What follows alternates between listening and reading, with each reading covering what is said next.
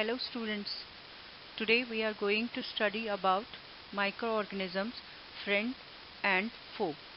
That is, how the microorganisms are beneficial to us or how they are harmful to us.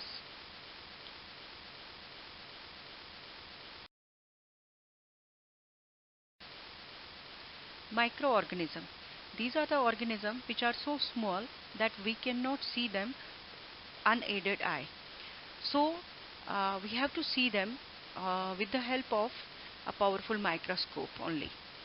Now, most of the microorganisms, they are present in in all the surroundings around us, but for the purpose where they are found, some of the microorganisms we can find in a drop of muddy water or a pond water, which we can easily collect from our surrounding. Presently we cannot move out from our homes, so we can also see them. You keep a piece of bread for some time in a dark place and you will observe certain light greenish or blackish mass deposit on it. These are the molds, which are called bread molds. These are also microorganisms. Normally you cannot see them, but with the help of a magnifying lens you can see them. These are some of the examples where we can see these microorganisms.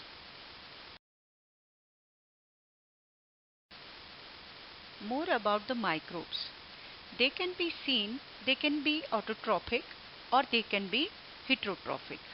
That means autotrophic means they can synthesize their food themselves and they contain, for that purpose they need chlorophyll. They contain the chlorophyll. And heterotrophic means they take the food from other source. They can be parasitic or they can be saprophytic in mode of nutrition. Parasitic means they get the nutrient from the other organism, whereas saprophytic means they produce certain enzymes from their body and decay the particles on which they are growing and take the nutrients from that. So their mode of nutrition is varied. They can be single cell or they can be multicellular. They can exist as a single cell or they can be multicellular. Also they can have more than one cell in them. So next, they can exist singly or in colonies. They can exist as a single cell or sometimes they also exist in the colonies. For example, yeast or in case of algae. So they can be useful to us or they can be harmful to other living beings in the world. This is the main concept of this chapter, which we are going to study later on.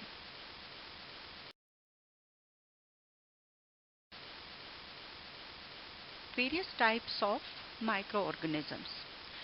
There are many types of microorganisms. These are bacteria, fungi, protozoa, algae, and a different kind of microorganism is virus. Now, first of all, bacteria.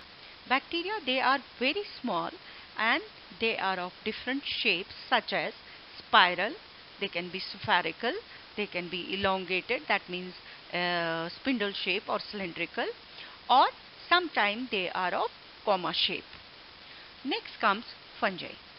They are mostly thread-like structures on which head-like structures grow. Bread mold or mushrooms are the best examples. Now next, protozoa.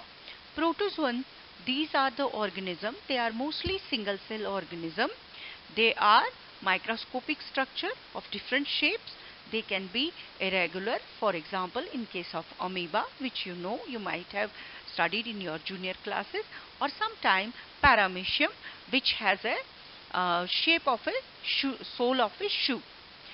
So algae, they are thread-like structures found in the colonies. And next comes another group of organism which is different from the above organism. These are viruses. Viruses are different kind of microbes.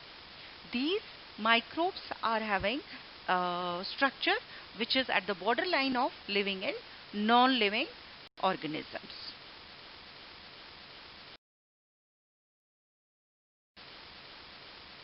students, this is the family of microbes which includes some viruses and bacteria, the picture of viruses and bacteria.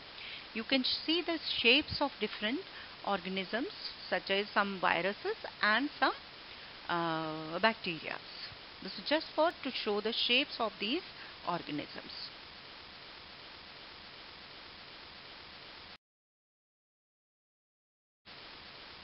This is another slide to show these shapes. Here you can see the bacteria which are having spindle shape or cylindrical shape, and the viruses you can see these are having spherical shape with spike like structures on their body.